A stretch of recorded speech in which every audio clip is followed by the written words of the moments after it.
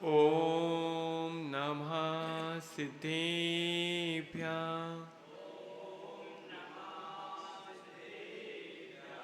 मेरे पवित्र मन में गुरुदेव आओ, मैं शास्त्र वाचन करूं, पृथ्वा जगाओ। अरिहंत भासित सभी श्रुत देवताओं, क्या बोले ना अब मुझे तुम ही बताओ। क्या बोले ना अब मुझे तुम ही बताओ। क्या बोले ना अब मुझे तुम ही बताओ। बोलिए अनंतानंद सिद्ध भगवान की, द्वादशांश जिनवाणी माता की, विद्वान 20 तीर्थंकर भगवंतों की, मूल नायक शांतिनाथ भगवान की, महातपोमाटन पार्श्वनाथ भगवान की, आचार्य श्री विराग सागर जी महाराज की, आचार्य श्री विभव सागर जी महाराज की, संत सागर महाराज की, 3 कमलों कड़ू महातपोधनों की।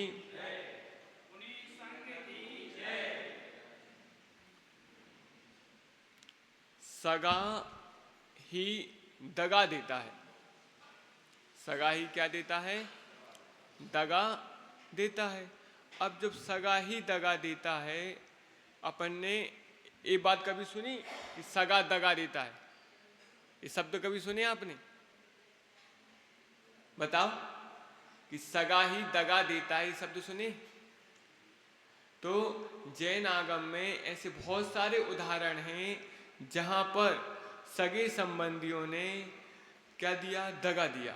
आगम में आता है कि आचार्य भगवान कार्तिकेय स्वामी हुए हैं, तो उनकी जो माँ थी वो जब कुमार अवस्था में थी, तो उनके पिता की अपनी बेटी पर जब निगाह पड़ी, बेटी की उम्र उस समय 18, 20 साल, 25 साल जितनी भी हो गई होगी लगभग, तो यौवन अवस्था में जब वो पहुंच गई तो उसकी सुंदरता को देख करके, उसके रंग रूप लावण को देख करके, उसके हाव भाव को देख करके, उसकी खूबसूरती को देख करके पिता के ही परिणाम खराब हो गए।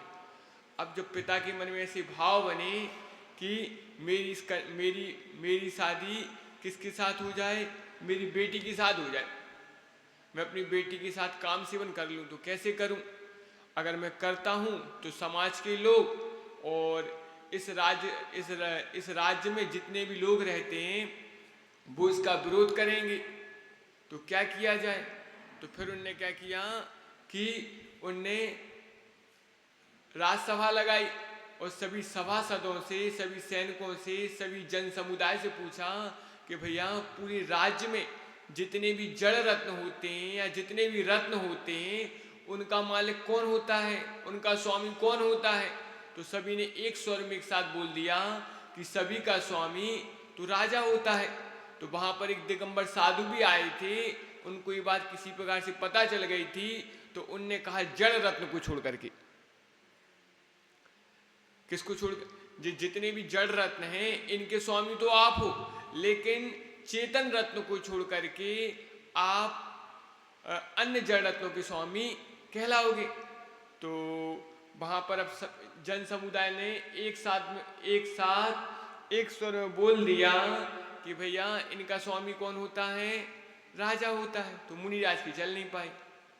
अब जब मुनिराज की नहीं चल पाई तो अंतुगत्वा क्या हुआ कि उस राजा ने अपनी सगी बेटी से क्या कर ली? शादी कर ली।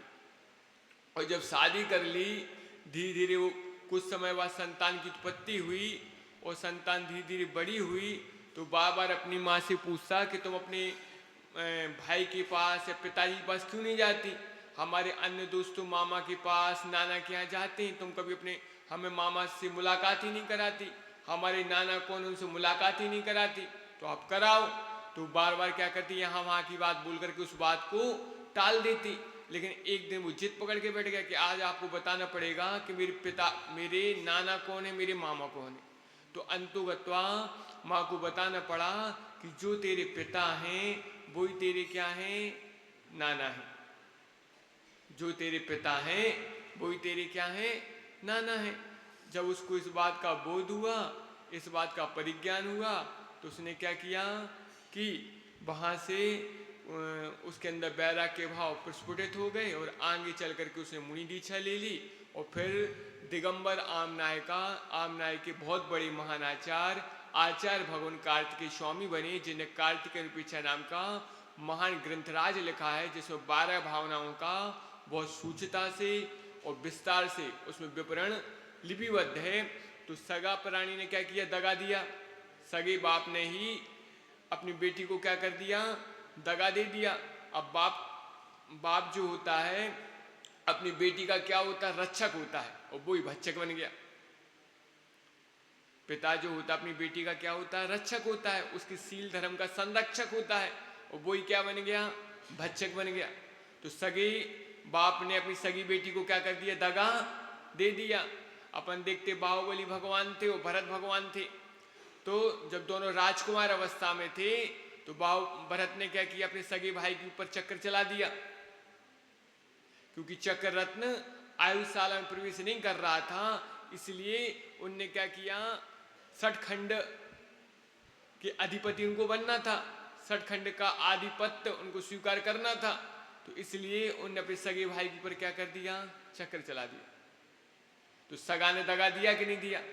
दोनों एक ही बाप की संतान थे, बस दोनों की माँ अलग थी और पिता एक थे।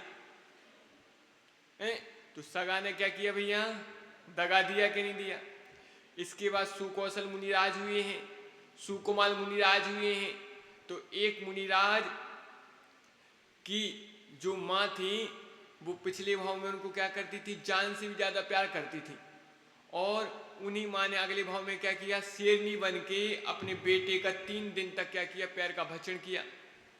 और एक जो मुनिराज थे, इनमें थोड़ा हमारा नाम कंफ्यूज हो जाते हैं हम, एक सुकुमाल की हो गई, एक सुकौशल की हो गई। तो एक मुनिराज की जो भाभी थी, तो उन भाभी ने क्या किया, सगी भाभी थी, अगले भाव में उन्होंने क्या किया, 3 दिन तक उनके पैर का लगभग सियाली बल करके क्या किया, पैरों का भक्षण किया। तो सगा ने दगा दिया कि नहीं दिया? जो माँ अपने बच्चे को जान से भी ज्यादा प्यार करती थी, उसी माँ ने अगले भाव में उनकी जान लेने की कुचेष्टा की। तो सगा ने दगा दिया। जो भाभी अपने देवर को बहुत प्यार करती थी, बहुत वात्सल्य देती थी, और उसी भाभी ने क्या किया, अगले भाव में सियालनी बन करके अपने देवर का क्या किया, पैरों का भक्षण किया। वो मुनि बन गए थे। तो सगा ने दगा दिया। और कुलभूषण देशभूषण जो थे, दोनों भाई एक दूसरों के लिए अपने प्राणों से भी ज्यादा प्यार करते थे। अपनी एक दूसरे की रक्षा करने के लिए, अपने प्राण गंवाने के लिए क्या रहते थे, तैयार रहते थे। अपने प्राणों की आहुति देने के लिए, अपने प्राणों का बलिदान देने के लिए तैयार रहते थे। और वही दोनों भाई जब एक लड़की को देखा तो उसके रंग रूप लावण को देख करके उनकी नीयत खराब हो गई, भावों में बेकार आ गया, और उस लड़की की प्राप्ति करने के चक्कर में एक दूसरे के ऊपर क्या करने लगे, हमला, एक दूसरे के ऊपर तलवार निकाल ली और आक्रमण करने लगे।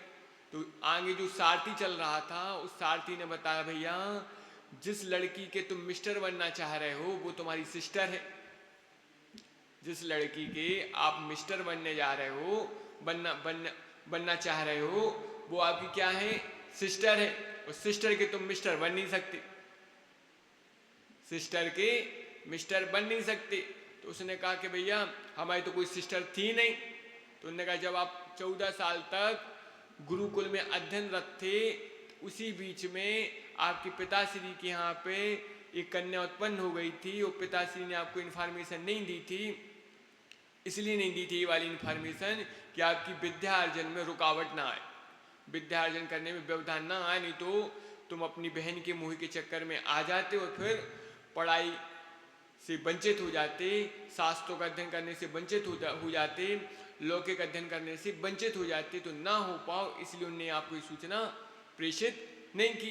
तो कहने का आशय ये है कि दोनों भाई एक दूसरे के लिए मारने के लिए क्या हो गए, तैयार हो गए। दोनों ने अपनी तलवार निकाल ली म्यान में से, और दोनों के ऊपर एक दूसरे की हत्या करने के लिए, एक दूसरे का वध करने के लिए तैयार हो गए, तत्पर हो गए। तो सगा ने क्या किया, सगे भाइयों ने दोनों ने क्या किया, एक दूसरे को दगा दिया कि नहीं दिया। एक लड़की के चक्कर में, उसका बर बनने के चक्कर में क्या किया, सगे भ्राता ने सगे भ्राता के ऊपर तलवार चला दी।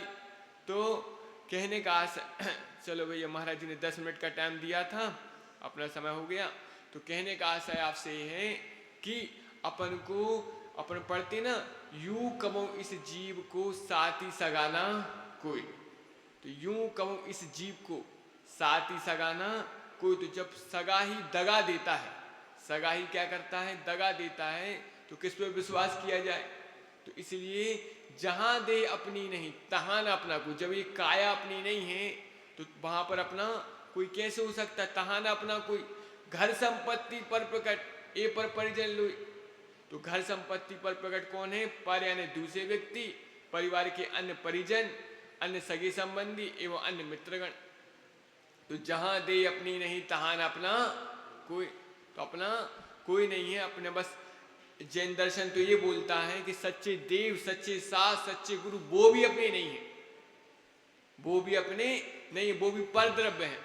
हमारा कौन है, अकेले हमारी आत्मा पे ही हमारा स्वामित्व है, उसी पे हमारा वर्चस्व है, उसी के मालिक हैं, उसी के प्रोप्राइटर हैं, बाकी अन्य किसी के नहीं है। तो इसलिए आत्मा ही हमारी है। जब शरीर हमारा नहीं तो दूसरे का शरीर, माँ का शरीर, पिता का शरीर, भाई का शरीर, बहन का शरीर, अन्य रिश्तेदारों का शरीर हमारा कैसे हो जाएगा। न 3 काल में कभी हुआ था, न हो रहा, न कभी होगा। इसलिए कभी किसी के ऊपर ज़्यादा विश्वास नहीं करना। अगर वो सामने वाला के ऊपर विश्वास करते हैं और उसने विश्वासघात कर दिया तो बहुत जम से व्यक्ति को सदमा